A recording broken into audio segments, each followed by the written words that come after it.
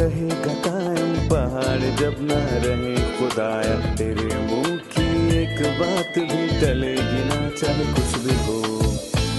अजीज नाजरीन, मैं अयाद ज़रीफ आप तमाम देखने वालों को हमारे रोज़ के बाइबली मुतालियाती प्रोग्राम की नई किस्त में खुशामदीद कहता हूँ। इस प्रोग्राम में हम बाइबल मुकद्दस की तमाम किताबों यानी पैदाइश ता मुकाशफा मुताला पेश कर रहे हैं। अभी हम यसाया की किताब का मुताला कर रहे हैं। ये अहद कदीम में से बड़े अंबिया की कुतब में से एक है और आज हम 66वें बाब का मुताला करेंगे जो यसाया नबी की नबूवत का आखिरी बाब है, पर यह इस किताब की आखिरी किस्त नहीं है। लिहाजा आज हम 66वें बाब का मुताला करेंगे और अगली किस्त में हम यसाया की किताब की दोहराई करेंगे। मैं आपकी हौसला अफजाई करता हूँ कि हमारे साथ इस किस्त में और आने वाली किस्त में शामिल हों ताकि हम इस किताब का मुताला मुकम्मल कर सकें। प्रोग्राम के बाकायदा आगाज से पहले मैं स्टूडियो में आए खुदा के खादिम का खैर मकदम करूंगा। खुशामदीद भाई यूसुफ। बहुत शुक्रिया भाई। और स्टूडियो में आए दीगर मेहमानों को भी खुशामदीद। हम यसाया की किताब के 66वें बाब पर पहुंच चुके हैं और ये इस किताब का आखिरी बाब है। इस बाब के मरकजी ख्याल के मुतालिक बताएं।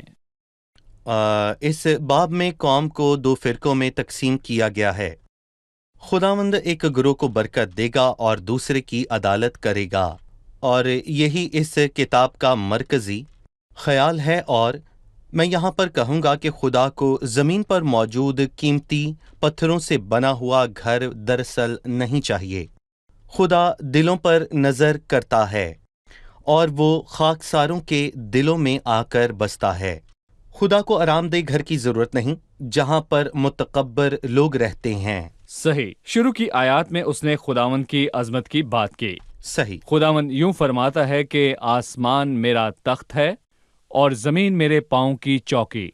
तुम मेरे लिए कैसा घर बनाओगे और कौन सी जगह मेरी आरामगाह होगी, क्योंकि सब चीजें तो मेरे हाथ ने बनाई और यूं मौजूद हुई। खुदावंद फरमाता है, लेकिन मैं उस शख्स पर निगाह करूंगा, उस पर जो गरीब और शिकस्ता दिल है और मेरे कलाम से कांप जाता है।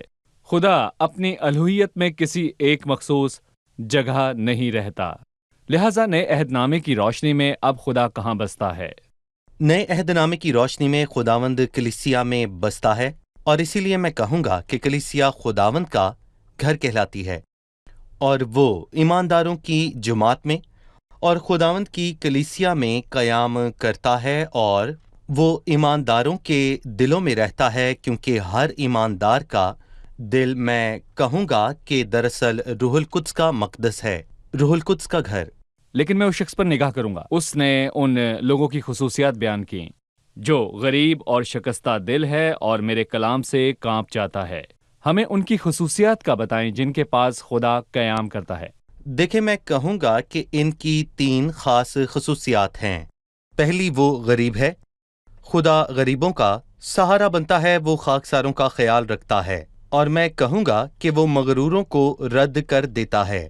वो गरीब जो सोचे कि वो खुद कुछ नहीं है, और मसीह ने फरमाया कि मुबारक हैं वो जो दिल के गरीब हैं। और उसने कहा कि खुदावंद का रोम मुझ पर है, इसलिए कि उसने मुझे गरीबों को खुशखबरी देने के लिए मसा किया है। और खुदा उस पर निगाह करता है जो गरीब और शिकस्ता दिल है, यानी कि वो खाकसार और मुसीबत ज़दा की सतह से भी बहुत नीचे है। और मेरे कहने का मतलब है, शिकस्ता दिल वो शख्स जिसे कुछ भी महसूस नहीं होता और वो मेरे कलाम से कांप जाता है, और ये बहुत अहम खसूसियत है।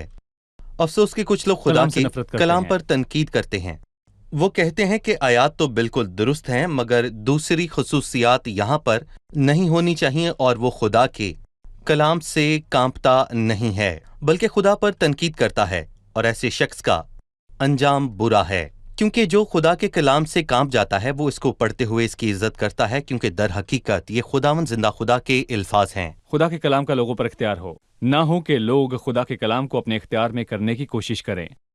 फिर इसके बाद तीसरी आयत से लिखा है, जो बैल ज़िबा करता है उसकी मानिंद है जो किसी आदमी को मार डालता है, और जो बर्रा की कुर्बानी करता है उसके बराबर है जो कुत्ते की गर्दन काटता है, जो हदिया लाता है गोया सूअर का लहू गुजरानता है, जो लुबान जलाता है उसकी मानिंद है जो बुत को मुबारक कहता है। हाँ, उन्होंने अपनी अपनी राहें चुन ली और उनके दिल उनकी नफरती चीजों से मसरूर हैं। ये अल्फाज इबादत के मुतल्लिक हैं। लोग कुर्बानियां गुजरानते हैं, पर उनकी मानिंद है जो किसी आदमी को मारते या कुत्ते को मारते हैं। खुदा के नज़दीक ये कुर्बानियाँ कैसी हैं? ये मौजूदा दौर पर लागू होती है। यहूदियों ने मसीह का इनकार किया जो हकीकी कुर्बानी है, पर लोगों ने बहुत सालों तक कुर्बानियां दीं, लेकिन खुदा की नज़र में ये तमाम कुर्बानियां कैसी थीं? पर कलीसिया के आसमान पर उठाए जाने के बाद वो वहां पर कुर्बानियां गुजरानेंगे।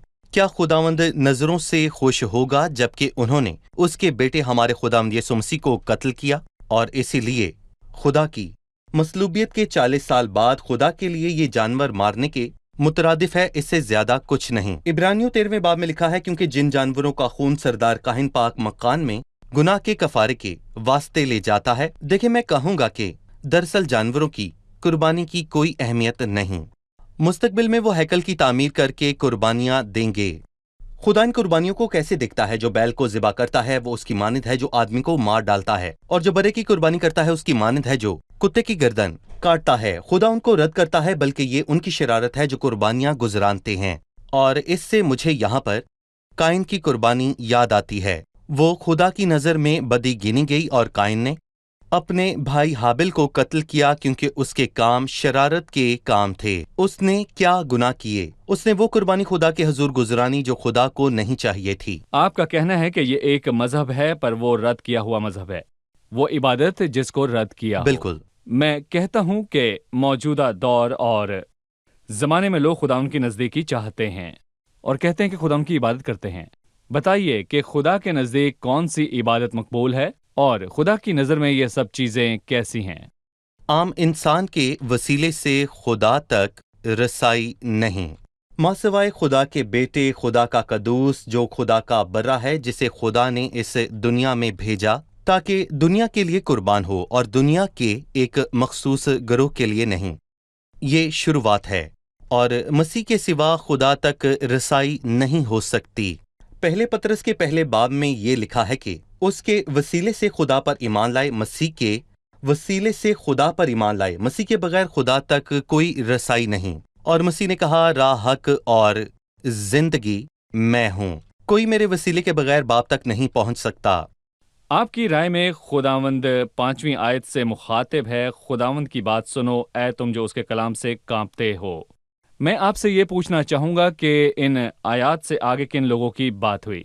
देखें, दूसरी आयत में लिखा है कि वो दीनदार बकिया जो खुदा के कलाम से कांपता है। लेकिन मैं उस शख्स पर निगाह करूंगा, उसी पर जो गरीब और शिकस्ता दिल है और मेरे कलाम से कांप जाता है। और लोगों के इस बकिया में खाकसारी और शिकस्ता दिली बहुत नुमाया है। और ज़बूर 51 में भी लिखा है कि दाऊद नबी ने भी गुनाह किया और वो खुदा के पास लौटा, और इसमें खुदा से तौबा करने के इल्फाज हैं। ऐ खुदा तू शिकस्ता और खस्ता दिल को हकीर ना जानेगा। वो शिकस्ता और खस्ता दिल होते हैं। और खुदाम की बात सुनो ऐ तुम जो उसके कलाम से कांपते हो।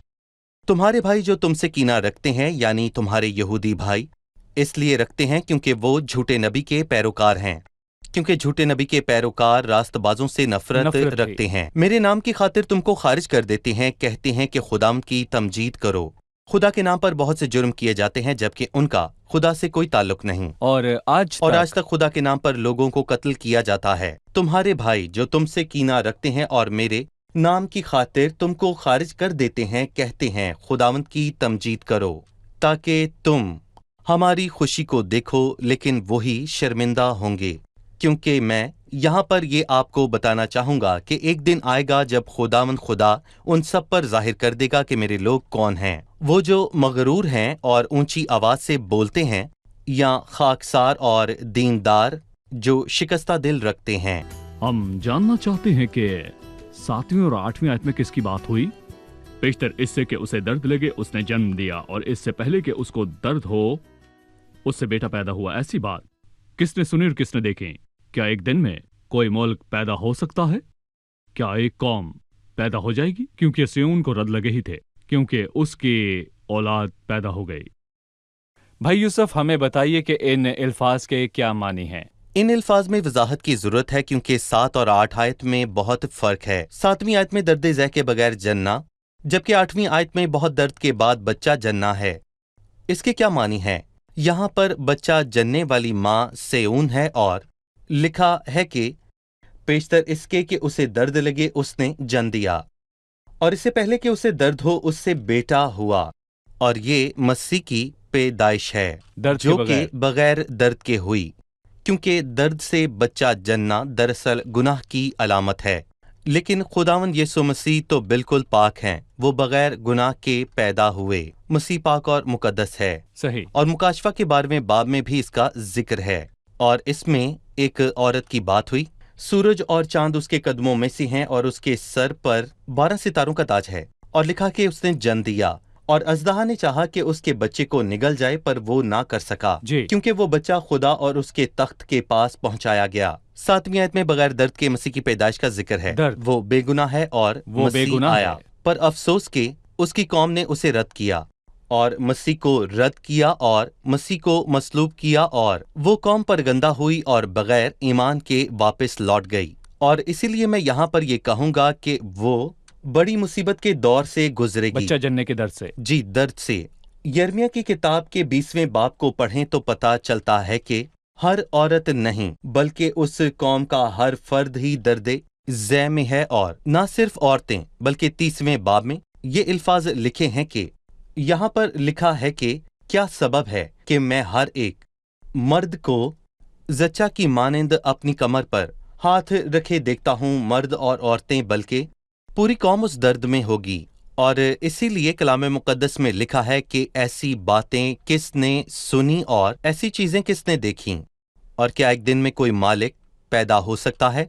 ऐसा मुमकिन नहीं कि हर शहर में एक ही दिन में 2 या 3 पैदाइश हों, और एक ही दिन में सब औरतें बच्चा नहीं जन सकती। ये अजीब है, क्योंकि सिय्योन को दर्द लगे ही थे कि उसकी औलाद पैदा हो गई।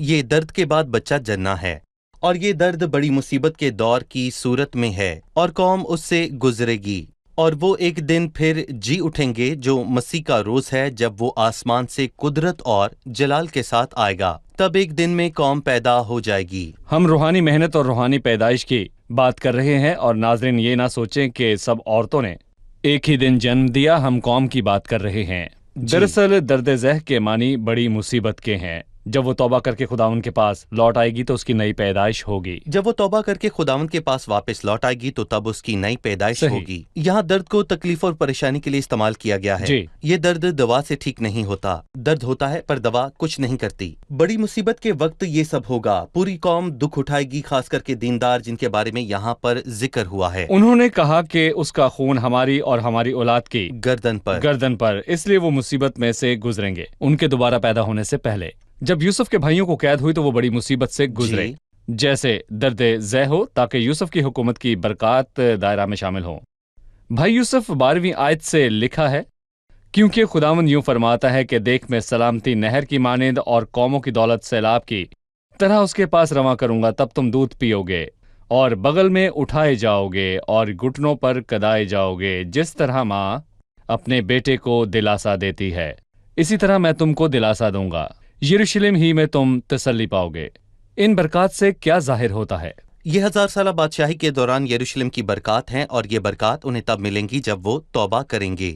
दर हकीकत जो भी तौबा करके खुदा के पास लौट आए, बरकतें उसकी मुंतजर होती हैं, बस वो खुशी मनाने लगे।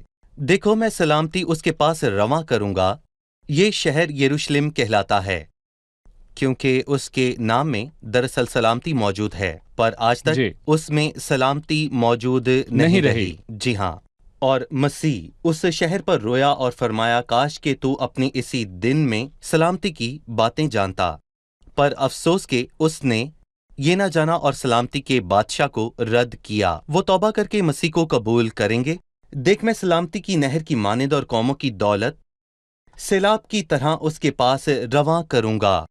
दुनिया की सारी भलाई उसमें होगी। और किसी ने क्या खूब कहा है, यरूशलेम गैर कौमों में रूहानी चीजें बोएगा, और फिर लिखा है कि उनमें से मादी चीजें निकाल देगा। देख मैं सलामती नहर की मानिंद और कौमों की दौलत सैलाब की तरह उनके पास रवां करूंगा। तब तुम दूध पियोगे और बगल में उठाए जाओगे और घुटनों पर कुदाए जाओगे, लोगों से नहीं बल्कि खुदावंद की जानिब से भी। जिस तरह माँ अपने बेटे को दिलासा देती है, उसी तरह मैं तुमको दिलासा दूंगा। यरूशलेम ही में तुम तसल्ली पाओगे। 13वीं आयत में 3 गुना तसल्ली है। जिस तरह माँ अपने बेटे को दिलासा देती है उसी तरह मैं तुमको दिलासा दूंगा। 3 बार तसल्ली और दिलासा, और इससे जाहिर होता है कि कौम को बड़ी तसल्ली मिलेगी और यही सच है। सही। उन्होंने 64वें बाब में खुदावंद के बारे में कहा, ऐ खुदावंद तू हमारा बाप है। खुदावंद उनका है माँ जैसे की माँ तरह। दिलासा देती है। हमें खुदा का दिल का बताएं, वो बड़ी मुसीबत में अपने लोगों को तसल्ली देगा। उसने हर दौर में अपने लोगों की हौसला अफजाई की। देखिए, मैं कहूंगा कि खुदा के नाम को जलाल मिले और हमारी जिंदगियों के तमाम रिश्ते, माँ बाप, बहन भाई, सब बाइबल मुकद्दस फरमाती है कि जो बहुतों से दोस्ती करता है वो अपनी बर्बादी के लिए करता है, और ऐसे दोस्त भी हैं जो भाई से ज्यादा मोहब्बत रखते हैं। बेशक आपका भाई आपके बहुत करीब हो, पर वो दोस्त आपके भाई और माँ बाप से ज्यादा मोहब्बत करता है। और बाप हौसला बढ़ाता है। जैसे बाप अपने बेटे पर तरस खाता है, वैसे ही खुदा उन पर जो उससे डरते हैं तरस खाता है। और माँ तसल्ली देती है। जैसे ही इंसान उम्र में बढ़ता है, उसे अपनी माँ की गोद की गरमाइश याद आती है। लिखा है, जिस तरह माँ अपने बेटे को दिलासा देती है, उसी तरह मैं तुमको दिलासा दूंगा। खुदा हमसे मोहब्बत रखता मुबारक है। हैं। वो जी। हमारी माँ, हमारा बाप, हमारा भाई, हमारा सब कुछ है, पर हम कुछ जी, नहीं हैं। हम कितने खुश हैं। जान रखो कि खुदावंद ने दीनदार को अपने लिए अलग कर रखा है। चलिए मेहमानों से उनका सवाल जानते हैं। 16वीं और 17वीं आयत में लिखा है, क्योंकि आग से और अपनी तलवार से खुदावंद तमाम बनी आदम का मुकाबला करेगा। खुदावंद के मकतूल बहुत से होंगे, वो जो बागियों के वस्त में किसी के पीछे खड़े होने के लिए अपने आप को पाको साफ करते हैं, जो सूर का गोश्त और मकरूह चीजें और चूहे खाते हैं। खुदावंद फरमाता है वो बाहम फना हो जाएंगे। वस्त में खड़े होने से क्या मुराद है, इसके मानी बताइए। जी भाई यूसुफ। यहाँ पर हम खुदावंद को उसके जलाल और कुदरत के साथ अदालत करते हुए देखते हैं। ये हौलनाक है। 15वीं और 16वीं आयत में आग का जिक्र कम से कम 3 बार हुआ है। देखो, खुदावंद आग के साथ आएगा ताकि अपने कहर को जोश के साथ और अपनी तंबी को आग के शोला में जाहिर करे, क्योंकि आग से खुदावंद मुकाबला करेगा। ये खुदावंद का ज़हूर है। दूसरे थस्सलुनीकियों 1 में खुदावंद के ज़हूर का लिखा है, भड़कती हुई आग में बदला लेगा। थस्सलुनीके के लोग इस ख्याल को रद्द करते हैं, पर पुराने अहद नामे और नए अहद नामे में दूसरे थस्सलुनीकियों पहले बाब में ये तालीम बहुत वाज़ेह है। इसके अलावा ये भी लिखा है कि और खुदावंद के मकतूल बहुत से होंगे। खुदावंद उनको फरमाता है, ज़बूर 110 लाशों के ढेर लगा देगा और वो अपने गिर्द गिरने वालों को मारेगा और उसको रद्द करने वालों की अदालत होगी। अभी हम फजल के दौर में जी रहे हैं। क्या हम ये भूल जाएं कि खुदावंद इंतकाम का खुदा है और वो अदालत भी करता है, और जो भी उसकी निजात का इनकार करे तो लिखा है कि वो शख्स किस कदर सजा का हकदार होगा, जिसने खुदा के बेटे को पामाल किया और अहद के खून को जिससे वो पाक होता था नापाक जाना और फजल के रूह को बेइज्जत किया। और लिखा है, वो जो बागों के वस्त में अपने आप को पाको साफ करते हैं, गैर माबूदों के हजूर किसी के कुर्बानियां, पीछे। यानी वो जो बुतों की पूजा करने वाला रहनुमा है, यकीनन हमारे लिए वस्त में एक ही है। और मैं कहूंगा कि दरअसल वो एक ही हमारे दरमियान रहता है।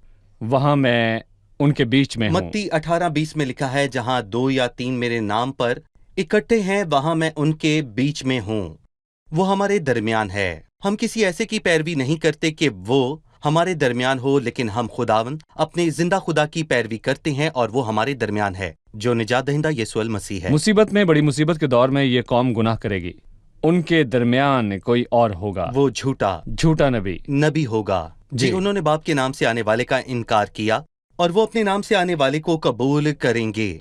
जो मगरूर है, जो अपनी मर्जी करेगा, उन्होंने उसको रद्द किया, जिसने कहा, क्योंकि मैं आसमान से इसीलिए नहीं उतरा हूं कि अपनी मर्जी पर अमल करूं, बल्कि इसलिए कि अपने भेजने वाले की मर्जी पूरी करूं। भाई यूसुफ, 17वीं आयत के बीच बुत परस्तों के रहनुमा की बात है, बड़ी मुसीबत के वक्त जो झूठा नबी है। शुक्रिया। चलिए मेहमानों से एक और सवाल लेते हैं। मेरा सवाल 24वीं आयत में से है। लिखा है, और वो निकल कर और उन लोगों की लाशों पर जो मुझसे बागी हुए नजर करें, क्योंकि उनका कीड़ा ना मरेगा और उनकी आग ना बुझेगी, और वो तमाम बनी आदम के लिए नफरती होंगे। यहां कौन लोग हैं? यहां पर कौन से लोगों की बात हुई? माइकल का सवाल ये है। और ये सब कब वाकया होगा? बेशक यहाँ पर 1000 साला बादशाही की बात हुई। इसमें 2 चीजें होंगी, उनके सामने मसीह की حکومت کے شادمانی کے دن ہوں گے اور وہ ایک نئے چاند سے دوسرے تک اور ایک سبت سے دوسرے تک خدا کے حضور عبادت کے لیے جایا کریں گے۔ پر خداوند سے بغاوت کرنے والوں کا در حقیقت کیا ہوگا؟ کیا 1000 سالہ بادشاہت میں لوگ باغی یہ ہوں سوال گے؟ ہے۔ یہی واحد ایک گناہ ہوگا اور اس کی عدالت موت کے فوراً بعد ہوگی۔ اور زبور 101 میں ہم پڑھتے ہیں کہ میں ہر صبح ملک کے سب شریروں کو ہلاک کیا کروں گا، یعنی ہر صبح سب سرکشوں کی عدالت ہوگی۔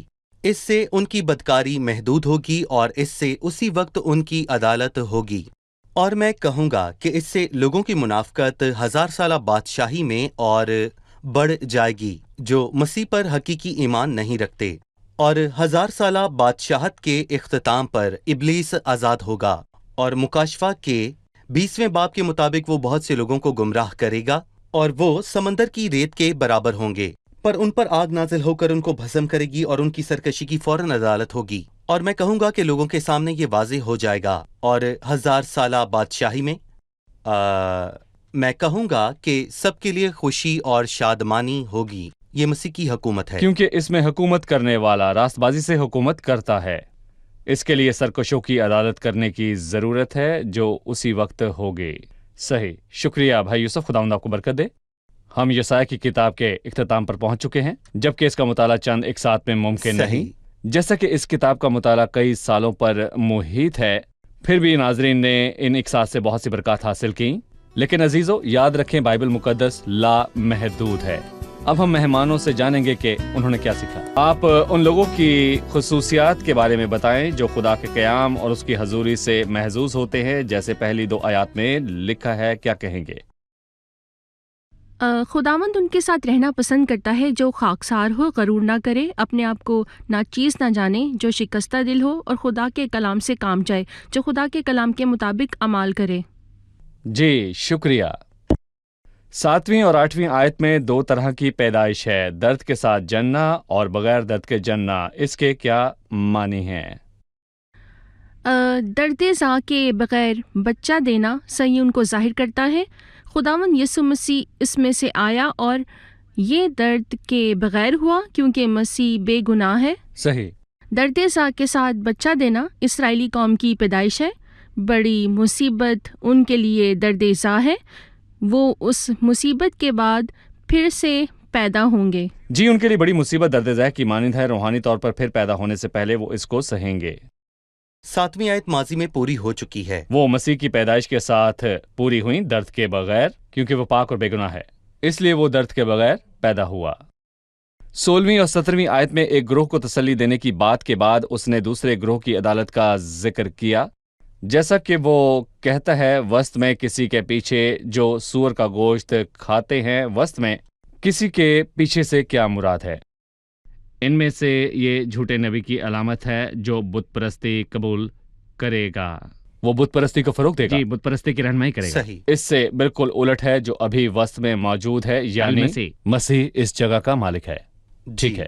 اور 1000 سالہ بادشاہی میں باغیوں اور سرکشوں کی عدالت ہوگی۔ اس نے 23ویں آیت میں کہا، اور یوں ہوگا، خداوند فرماتا ہے کہ ایک نئے چاند سے دوسرے تک اور ایک سبت سے دوسرے تک ہر فرد بشر عبادت کے لیے میرے حضور آئے گا، اور وہ نکل نکل کر ان لوگوں کی لاشوں پر جو مجھ سے باغی ہوئے نظر کریں گے، کیونکہ ان کا کیڑا نہ مرے گا اور ان کی آگ نہ بجھے گی۔ پر سرکشوں کی عدالت ہوگی۔ 1000 سالہ بادشاہی میں یہ سب کیسے ہوگا؟ ان کے لیے زبور 101 میں لکھا ہے، میں ہر صبح سب شریروں کو ہلاک کیا کروں گا تاکہ خدا ان کے شہر سے کاٹ ڈالوں۔ وہ راست بازی اور انصاف سے عدالت کرے گا، راست بازی سے، پر جو گناہ کرے گا اس کی عدالت ہوگی۔ صحیح، اس وقت سرکشوں کو فوراً سزا ملے گی، دن بدن۔ جی صحیح۔ بھائی یوسف، ان کے متعلق زبور 66 میں لکھا ہے، تیری بڑی قدرت کے باعث تیرے دشمن عاجزی کریں گے، اور صحیح، اور یوں 1000 سالہ بادشاہی کے آخر تک بہت سارے منافق ہوں گے، اور 1000 سالہ بادشاہی کے اختتام تک ابلیس انہیں بہکاتا رہے گا اور وہ سب آگ میں بھسم ہوں گے۔ شکریہ بھائی، خدا آپ کو برکت دے۔ مہمانوں کا بھی بہت شکریہ۔ اگلی قسط میں ہم نئی کتاب کے مطالعے کے ساتھ حاضر ہوں گے۔ ناظرین، آج کی قسط میں ہم نے سیکھا کہ آنے والے وقت میں لوگ جب درد ذہ سے گزریں گے، یعنی توبہ کریں تو خداوند ان کے معاملے کی تائید کر کے ان کو بچا لے گا۔ جس قوم نے مسیح کا انکار کیا وہ بڑی مصیبت اور آگ میں سے گزرے گی جیسے درد ذہ ہو۔ وہ مسیح کو رد کرنے کے گناہ کا اقرار کرے گی کہ انہوں نے اس کو مصلوب کیا، اور عزیزو پھر ان کی نئی پیدائش ہوگی۔ ہم آپ سے اگلی قسط میں پھر ملیں گے۔ یہ یسایہ کی کتاب کی آخری قسط ہے اور آج ہم نے اس کتاب کی دہرائی کی۔ اپنا خیال رکھیے، خداوند آپ کو برکت دے۔